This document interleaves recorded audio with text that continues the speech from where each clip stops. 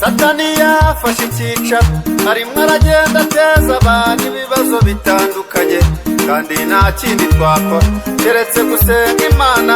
Nimureke dufatanye dusaba Imana yo mu ijuru.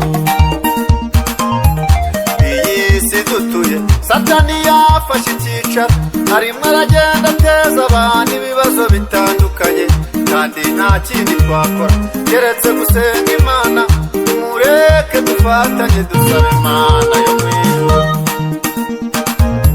Ibibera muri iyi si burya n'agahomamunwa, ibibera muri iyi si burya n'agahomamunwa.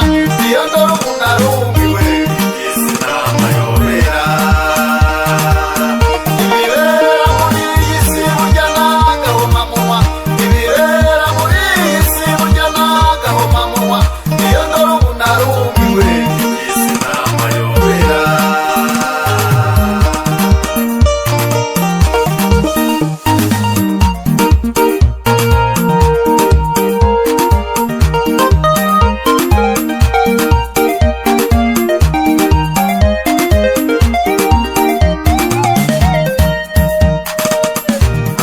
nitegereje reba muri iyi si dutuyemo, usanga harimo abakene batagira epfo na ruguru. Ndongera nditegereza nsanga harimo n'abakire, ariko njyewe icyambabaje nuko aribo bataka cyane ngo ibibazo biratwishiwe.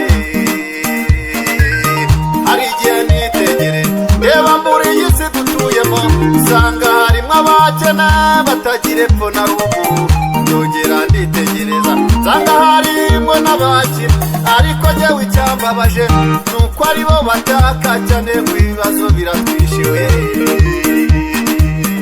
Ibibera muri iyi si burya n'agahomamunwa, ibibera muri iyi si burya n'agahomamunwa. Iyo ndora umuntu arumiwe, iyi si ni amayobera. Ibibera muri iyi si burya n'agahomamunwa, ibibera muri iyi si burya n'agahomamunwa. Iyo ndora umuntu arumiwe, iyi si ni amayobera.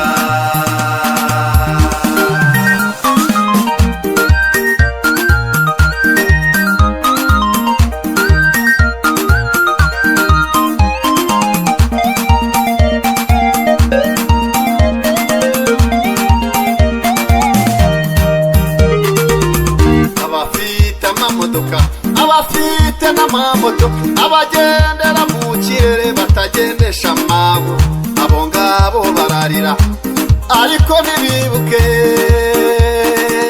yuko harimo n'abakene batagira bodaboda. Abafite n'amamoto, abagendera mu kirere batagendesha amaguru, abo ngabo bararira ariko ntibibuke yuko harimo n'abakene batagira bodaboda.